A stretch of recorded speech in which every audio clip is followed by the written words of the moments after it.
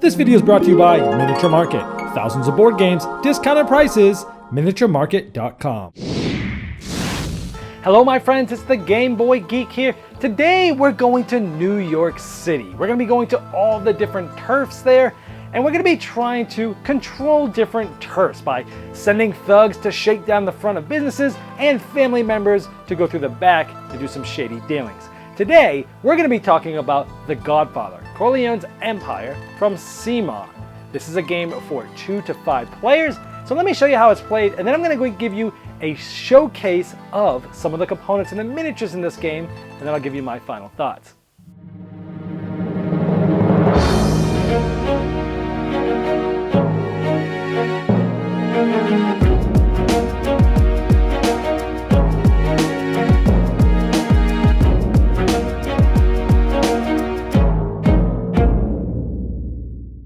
In The Godfather, Corleone's Empire, 2 to 5 crime families will be jockeying over control of New York City. It's a thug placement game where you'll be gathering resources like guns, booze, and blood money by shaking down the front of businesses. Or you'll be influencing an entire block going through the back doors to perform shady dealings. You'll be completing jobs which gain you points, sometimes money, and allow you to do fun things like gun down your opponents into the Hudson. No, really, this actually happens. And quite often. Recruit family allies to help you out in varying ways, and try to control turfs throughout the city. But you better put that money in the suitcase before it gets stolen from you if you want to be the family that owns the city at the end.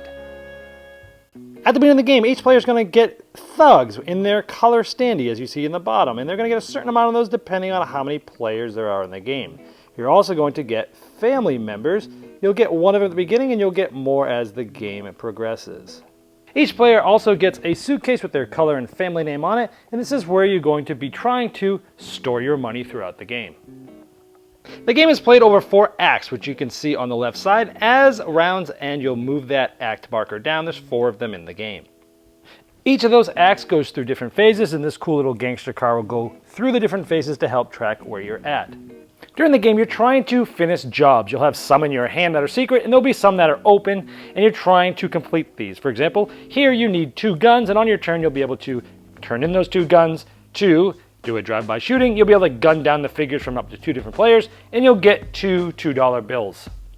Well, how do you get those resources? Well, as you can see, there are different businesses throughout New York, and more come out each round in some sort of randomized fashion. There's some there at the beginning, and then some tiles like this blue one get added.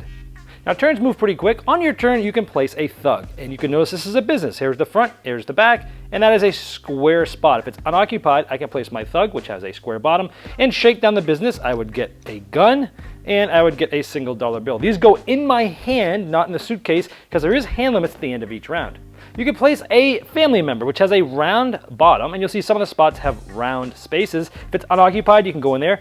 This person is now known to be in all of these turfs, so every business that's there, they get to go through the back and get all of these. So this player would get a gun, they would get blood money, they would get to look at new jobs, they get to draw 2, pick 1, and discard the other. And here they get to suitcase 1 money. When they suitcase, they show it to everybody, $1 bill. Depends on, this could be a 1, a 2, a 3, or a 5 in denomination. 1 card, they show it to everybody, and they place it in their suitcase and close it up. So here's the different illegal goods in the game. In this case, they would have gotten a gun, they would have gotten a blood money, and they would have been able to suitcase any money they had. So maybe they had this in their hand, they'd show it to everybody. Again, just 1 card. They would basically just put it right in there and close the lid. They'd also get 2 jobs. Again, they would get to look at these, pick 1, discard the other. This goes in their hand. Now, another thing you could possibly do is complete a job. In this case, this needs 2 blood money. This player would play them from their hand, and they would get the reward. They'd get 2 $2 bills, and they would get to take 1 of their figures back from the city and place it again and basically get an extra turn. You can only complete these jobs if you have at least 1 figure left in your possession. At the end of everyone's actions, we'd go to the Turf Wars. We'd look at each neighborhood individually and see who controls it. Each figure of a color has 1 influence. So purple has 2, orange has 1, green and blue all have 1. Since this player has the most, they would get to place an influence marker right here. This is control of this turf. If it was tied, something like this, then nobody would be able to place it. Control is important. I'll go over what this does in just a moment. Next, you go to the bribe phase, where everyone secretly picks a certain amount of money from their suitcase that they've already put in there to bid for the first access to be able to draft these. So in this case, there's 3 cards out, because let's say there's just 4 players, and there's only gonna be 3 being able to be taken. Everyone bids. Whoever bid the most gets first pick, bid second most, second pick, third most, third pick, fourth most. They don't get anything, but at least they get their money back. These give you special abilities throughout the rest of the game.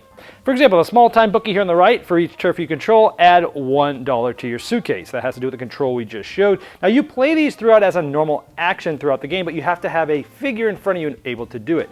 Here is the police chief. You get to move this police chief to a turf and then move any one figure out of that turf to any other space, but they don't get that ability. Again, moving people around. So there's different characters that come out. These are considered neutral, but you get to use these, and there's different cards that come out for every act, and there's enough cards for each act that every game's going to be different. Then everyone must discard down a certain amount of cards. This is the harsh part of the game, actually. Everyone's discarding down to 5 cards, getting rid of the ones that are above 5. Then we go to the next phase, where another business comes, and everybody's going to get an additional family member. So more control, more actions. After that round, they're going to get red businesses, and these are more powerful. They actually can bring in a new illegal good called narcotics. And essentially, these come in as cards. They are basically a wild illegal good. And after this round's over, another red tile will come out as a business, and everyone's going to get their last family member. And at the end of the game, you'll get to keep your last 2 cards and bank them. Now, control is important for a couple of reasons. We talked about how you get these earlier by majority on the turf. Few reasons. Number 1, I showed you the policeman does something for controlled turfs. Different cards do things when you control turfs. However, if somebody else shakes down the front of a building with their thug or with a card that shakes down, whoever currently controls that also gets to do this. So not only would the orange player get this, but the purple player would get 1 blood money. So that's really important there. But the second thing also is end game bonuses. At the end, whoever has the most tokens here will get $5. So, and right into their suitcase. Now, if it's like this and it's tied, whoever's on top would get it. So in this case, red would get the $5 if it was the end of the game. But if purple comes up and does this because they have 2, then purple would get it. And you do that for all of the neighborhoods at the end of the game, $5 for the most. There's also 4 different colors of jobs, and at the end of the game, whoever has completed the most jobs of each color will get $5 as well. So that's end game bonuses for set collection of the jobs you've done. Now, one of the cool things with this game, we talked about gunning down figures. This will happen. Sometimes people will gun down figures. Sometimes someone might do a car bomb and gun down all enemy players in one turf. That could be huge. And as figures are gunned down, they get placed in the Hudson River to swim with the fishes, and I've seen tons of players in there with a couple of car bombs in a round. That's pretty much the game in a nutshell, and whoever has the most money in their suitcase at the end is the winner.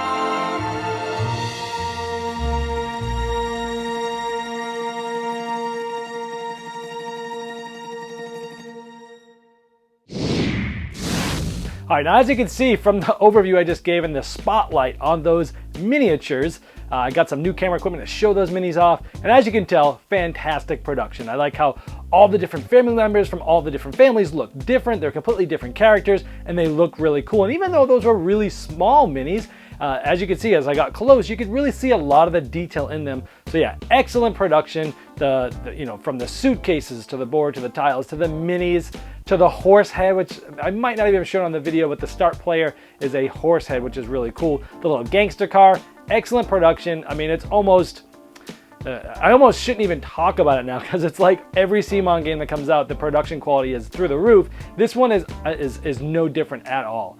I like how the game has quick and streamlined turns. It's like a lot of times you're like, oh, place a thug, I'll take some blood money, next turn. Someone goes, they're like, I'll go here, I get $1, a gun, and I can get a suitcase of 3, go. And a lot of the turns move very fast. So I like the pacing of the game. It moves quick for a game that's as big as this one. The turns move really fast, and I like that about it. The game also seems to have a natural arc to it. I really like that about this game. First round, we've got a certain amount of people to put out depending on the amount of players, and it goes pretty quickly. Then the next round, you start to get more people, and some people control some turfs from last round, and different people are gonna go different places because of that. And as the game goes on, you're getting more people, there's gonna be more control markers. It just seems to have this natural arc where at the beginning you're just kind of going, and then as the game goes on, you're gonna start focusing on maybe areas because you're trying to control that area. Maybe you don't really absolutely need what's there, but you wanna control the area. So I like how this game has sort of a nice natural arc to it from front all the way to the end, and I really enjoyed that about the game.